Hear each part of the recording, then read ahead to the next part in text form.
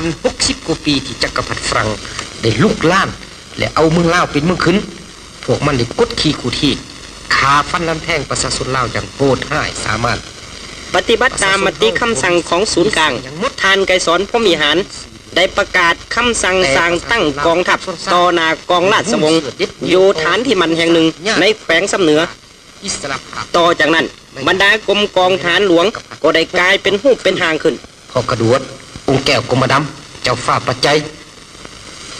เจ้าฟ้าเบื้องสิงและหลายทาสหลายขบวนวันที่12 เดือน 10 ปี 1945ประเทศลาวเฮาได้ลุกขึ้นกำอำนาจแล้วประกาศให้โลกรับผู้ควบเป็นเอกราชพื้นแผ่นดินอันครบถ้วนของชาติลาวแต่จักรพรรดิฝรั่งมันบ่ยอมปะว่างประเทศเฮามันได้กลับมาลุกลามประเทศเฮาเทื่อที่2มันได้ซื้อเอาคนลาวขายชาติจำนวนหนึ่งเพื่อตั้งรัฐบาลหุ่นออกแห้งปราบมั่งที่ควบเป็นเอกราชและกำลังปฏิวัติซึ่งยังอ่อนน้อยกำลังปฏิวัติกำลังรักษาหันทิศลงสู่พื้นฐานชนบทเพื่อก่อสร้างปรับปรุงและขยายกำลังดำเนินเวียกงานต่อไปกำลังปฏิวัติของพวกเฮาสามารถปลดปล่อยได้เสียงขอเพื่อปกปักรักษาได้ขยายมากคนนั้นที่กำลังประกอบอาวุธปฏิวัติดังนั้นปฏิบัติตามมติคำสั่งของศูนย์กลางเฮาขอตั้งหน้าศูนย์กลางประกาศสร้างตั้งกองทัพลาวอิสระอยู่ต่อหน้ากองราชวงศ์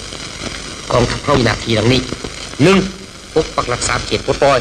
ก่อสร้างเขตปลดปล่อยและขยายเขตปลดปล่อยไปได้ทั่วประเทศ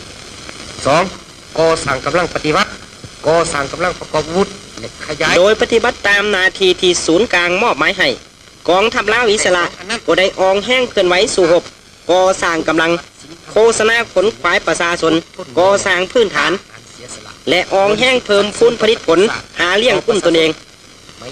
เห็นให้กำลังของตนเติบใหญ่เข้มแข็งขึ้นเป็นลำดับปกปักรักษาประชาชน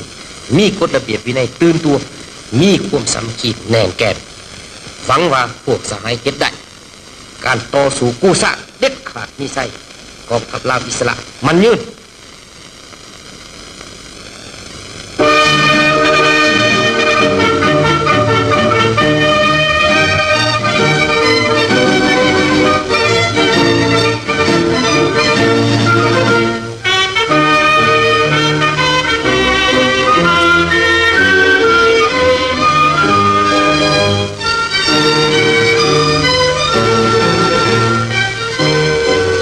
ฤดูแล้งปี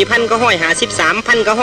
1954โดยสมทบกับบั้นหบเยียนเป็นฝูประวัติศาสตร์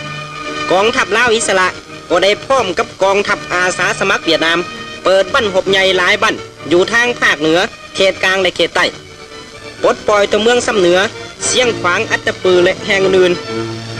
ไซสนานั้นบวกใส่ไซสนาของประชาชนเวียดนามคาเมอ้ายน้อง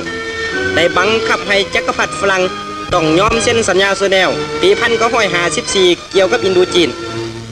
ในนั้นได้รับหู้ให้กำลังปฏิบัติลาวมีเขตเต้าห่มอยู่2แขวงซับเหนือพงศลีโดยปฏิบัติตามสัญญาเซแนลปี1954บรรดากำลังประกอบอาวุธปฏิวัติที่แจกจ่ายอยู่ทุกแห่งในทั่วประเทศก็ได้พากันเดินทางความภูผาป่าลึกและทุรกันดารบดจักเท่าใดมาฮอดเขตเต้าห่ม2แขวงก่อนเวลากำหนด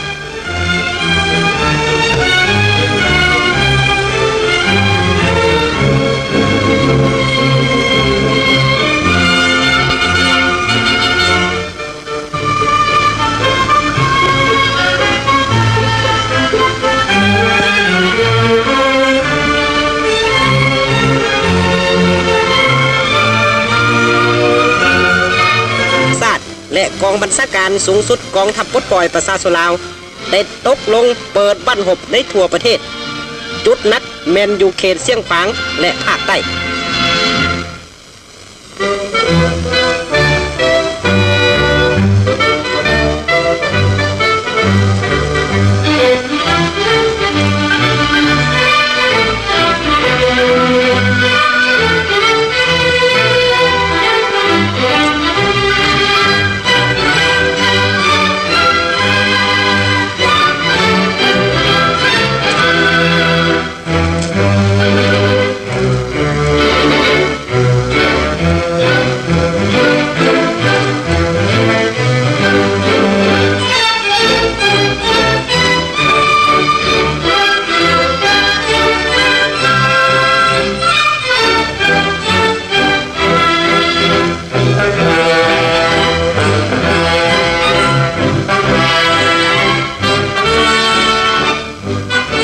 ำลังประกอบอาวุธเทียกศาสตร์ได้เคลื่อนทัพออกสู่แนวหน้าอย่างสง่าองอาจกองฐานนาบกองปืนใหญ่กองรถหุ้มเกาะรถตังและขบวนลำเลียงขนส่งทางบกทางน้ำพวกเขาเจ้าเหล่านี้แหละที่เฮ็ดให้ศัตรูอกสั่นขวัญเสีย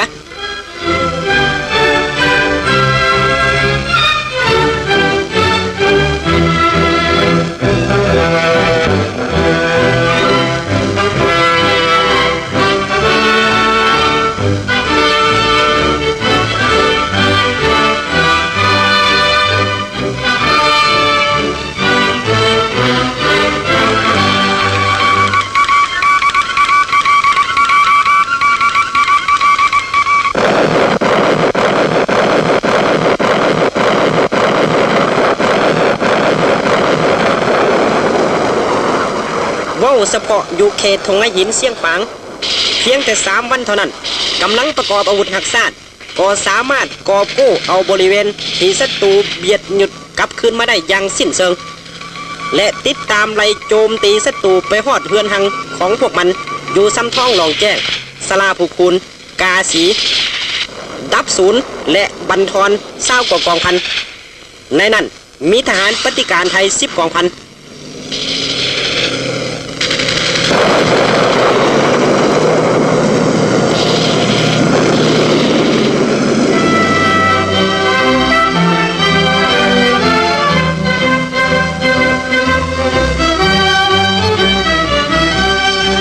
นี่แม่นทหารของกำลังฝ่ายขวา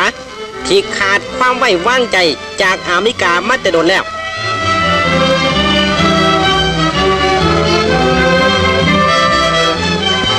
นี่แม่นทหารกองปุ้นกำลังพิเศษที่เป็นลูกเลี้ยงผู้บอกโลนสอนง่ายของอเมริกา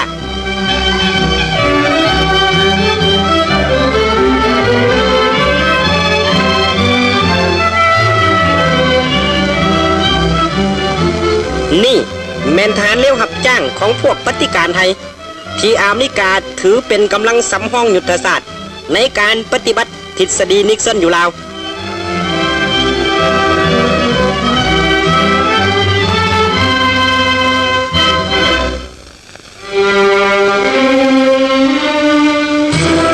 ไซสนะใหญ่หลวงในฤดูแล้งปี1972เป็นการซี่บอกความเติบใหญ่เข้มแข็งก้าวกระโดดของบรรดากำลังประกอบอาวุธหักษาดได้ประกอบส่วนสุกดันให้ภารกิจปฏิวัติก้าวไปสู่ระยะประวัติศาสตร์ใหม่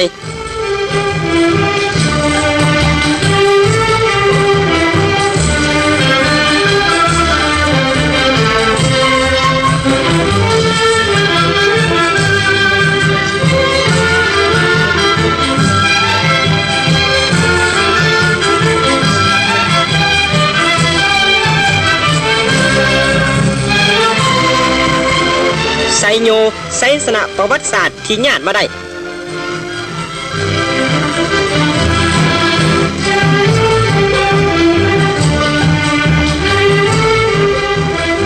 ไซโยสันติภาพกับตาวขึ้นมาสมเสยคณะผู้แทนของบรรดากำลังหักษาดในการเจรจาที่นครเวียงจันทร์กลับขึ้นมาฮอดเขตปลดปล่อยอย่างมีไซ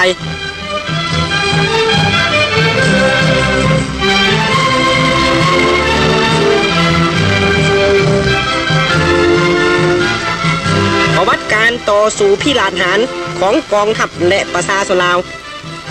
ต้านจักรพรรดิอเมริกาและลูกมือตลอดระยะ19 ปีผ่านมานั้นได้บันทึกเหตุการณ์อันเป็นประวัติศาสตร์ตื่มอีกครั้งหนึ่งนั่นคือสัญญาฟื้นฟูสันติภาพและปฏิบัติความถูกต้องปกครองชาติได้รับการเซ็นกันที่นครเวียงจันทร์ในวันที่21 กุมภาพันธ์ ปี 1973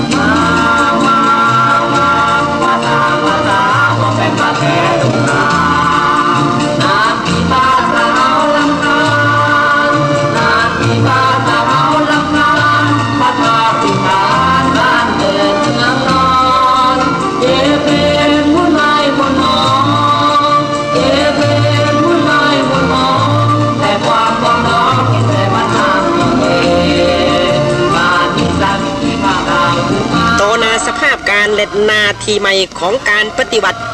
พนักงานนักรบในกองทัพปลดปล่อยประชาชนลาวจะต้องออกแห้งเสริมขยายมูลเสื้อ25 ปีของกองทัพฝึกฝนก่อสร้างกำลังของตนให้เข้มแข็งในทุกด้านยกสติระวังเดียวปกป้องรักษาหมากผลของการปฏิบัติที่ญาติมาได้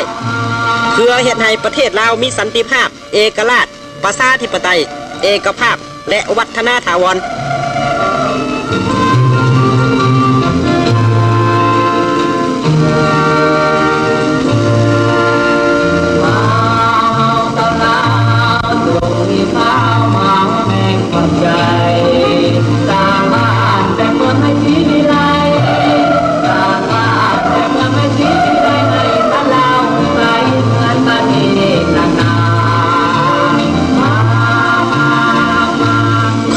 เกียรติอันสูงส่งนี้ให้แก่นักรบกองทัพปลดปล่อยประชาชนลาวเพื่อประเทศชาติเพื่อประชาชนทุกคนจงเสิร์ชสู่คันทุ่งปฏิบัติให้สูงพร้อมกันตัดสินใจก้าวอย่างนักแน่นตามเส้นทางไสสนะใหม่ที่จะมาถึง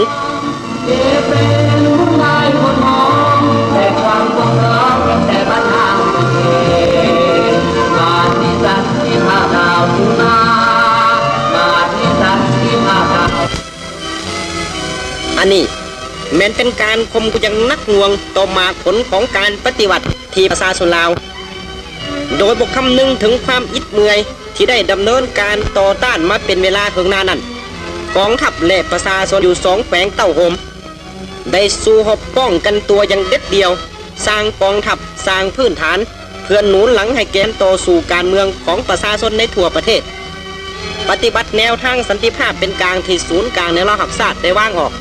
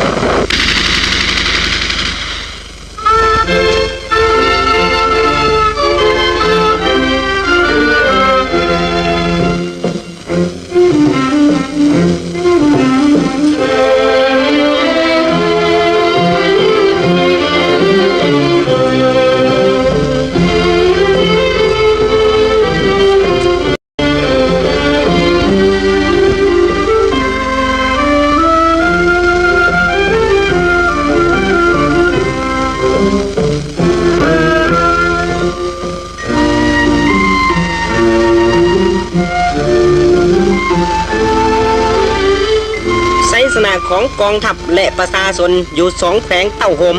ได้ปัดเคลียร์ศัตรูออกจากวงสู่รบ 6,000 คนและบวกใส่การต่อสู้การเมืองที่เข้มแข็งของประชาชนในทั่วประเทศได้จำให้ฝ่ายกงกันข้ามต้องเซ็นสัญญาเวียงจันทน์ในปี 1957 เห็นดีจะตั้งรัฐบาลผสม2 ฝ่ายและปฏิบัติการโฮมลาว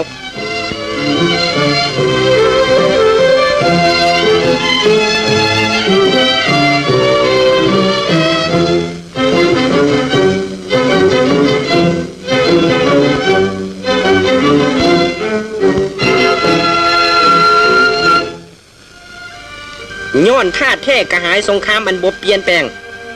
โดยสวยใส่สภาพการโยญานั้น จักรพรรดิอเมริกาได้ขุนเคียวปรับปรุงก่อสร้างกองฐานลูกมือออกแห้งปราบปรามแก้แค้นคนต่อต้านเก่า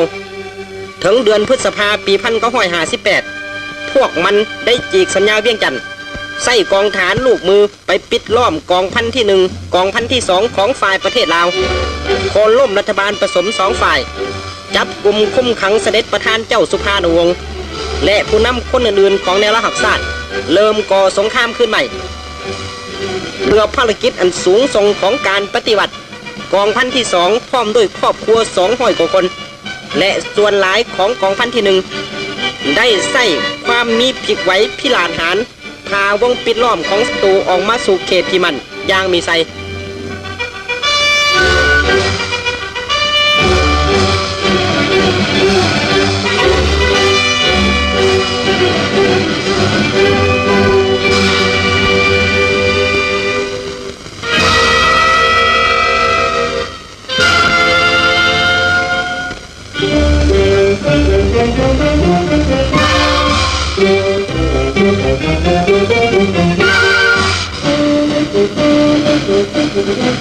ปฏิบัติตามคำเรียกห้องหันทิศต่อสู่ของศูนย์กลางขบวนลุกฮือขึ้นต่อสู่ด้วยอาวุธของประชาชนลาวก็ได้ฟดฟื้นขึ้นในทั่วประเทศกองกำลังหลวงนับ10 กองพันได้เกิดขึ้นเติม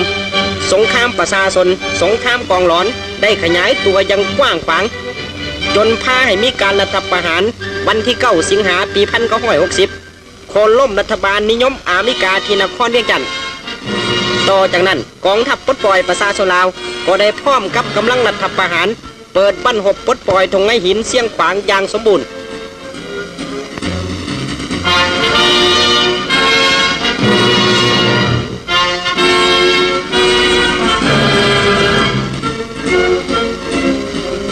เพื่อสืบต่อลงโทษศัตรูให้สาสม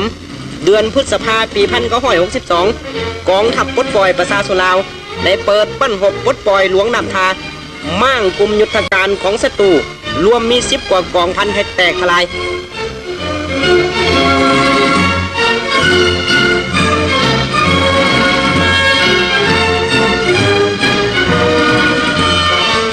ลักษณะนี้ไปสปอยประชาชนลาวได้สืบต่อขยายทาเป็นเจ้าการของตนบุกโจมตีศัตรูอย่างแข็งแห้งเลียดดิบอยู่หลายแห่ง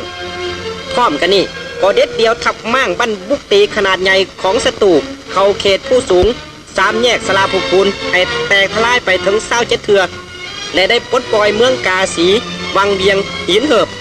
จำให้จักรพรรดิอเมริกาและฝ่ายกองกันข้ามต้องเห็นดีสร้างตั้งรัฐบาลผสม3 ฝ่ายและเส้นสัญญาโซแนลปี1962เกี่ยวกับลาวอันมี14 ประเทศเข้า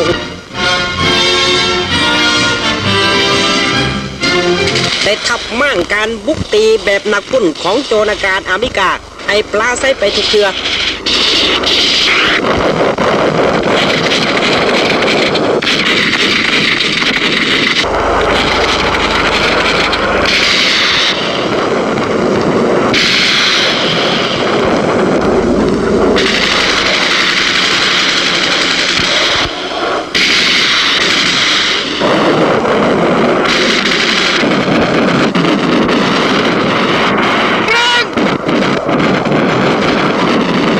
โจรอาการนี้ก็ได้มักแตกลงใส่เขตปลดปล่อยนับล้านตนแต่ก็บ่สามารถช่วยกู้เอาพวกมันพ้นออกจากการปราศัยไปได้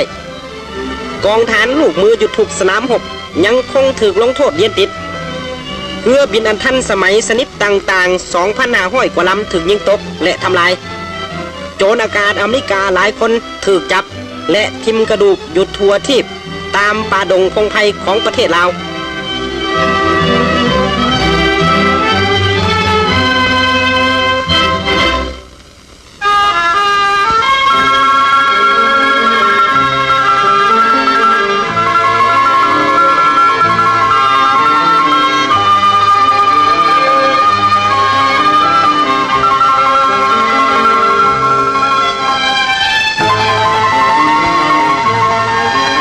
ไซสนามใหญ่หลวงอยู่สนามรบได้นำเอามากผลอันยิ่งใหญ่มาสู่ภารกิจปฏิบัติเขตปลดปล่อยบ่เพียงแต่ได้รับการปกปักรักษาไว้อย่างมั่นคงแต่ยังได้รับการปรับปรุงและขยายให้ติดเรียนกันแต่เหนือหอดใต้ ชีวิตความเป็นอยู่ของประชาชนในเขตปลดปล่อยได้รับการแก้ไขนับมือนับดีขึ้นเขาเจ้าได้มีสิทธิ์เป็นเจ้าของตนเองอย่างแท้จริงสังคมใหม่อันจบงามอยู่เขตปลดปล่อยแม่นรูปภาพอันใสแจ้งเป็นแหวนแยงของประเทศลาวในอนาคต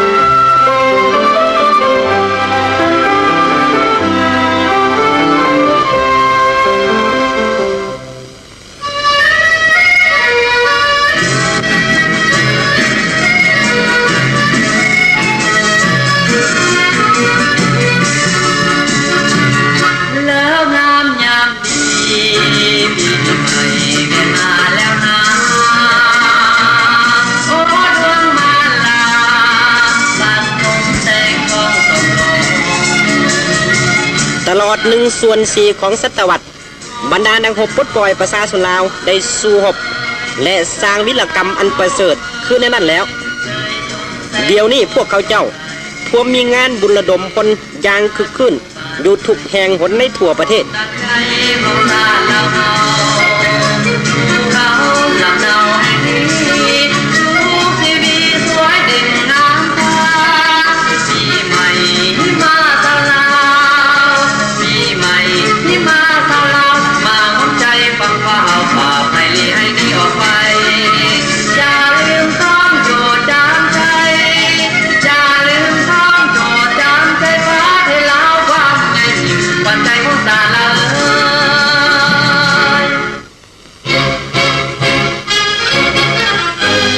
เจตจำนงหุกคานลาวของจักรพรรดิอเมริกาและบรรดาประเทศในอินโดจีนท่วมแตกทลายเสียงเพลงปฏิวัติแห่งน้ำใจสามัคคีสุหบที่แข็งปันเล็กก้าของประชาชน3ชาติอินโดจีนได้ดังก้องกานอย่างบกขาดสาย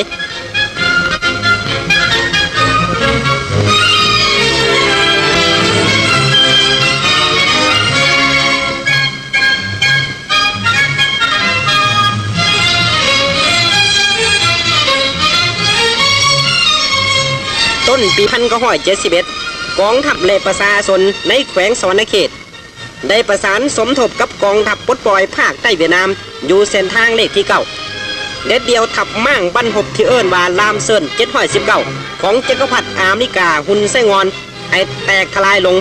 ภายใน44วันนี่แม่นการมองค้อนขเนินอย่างนักใส่ทฤษฎีนิกสันที่หมายจะใส่คนอินโดจีนพบเลวกับคนอินโดจีน